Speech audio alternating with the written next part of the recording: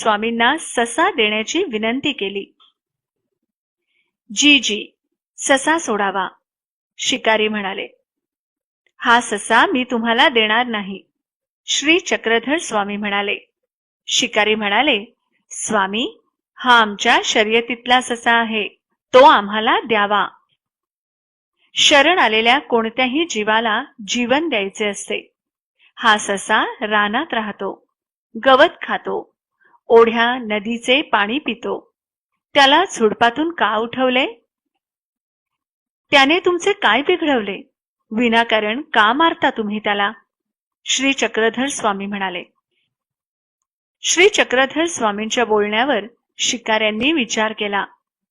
त्यांना स्वामींचे म्हणणे मनोमन पटले. त्यांना वंदन करत ते म्हणाले, खरं आहे महाराज तुमचं. आता आम्ही कोणत्याही प्राण्याला मारणार नाही. असे म्हणून शिकारी निघून गेले. श्री चक्रधर स्वामींना आनंद झाला. त्यांचा चेहरा प्रसन्न दिसू लागला.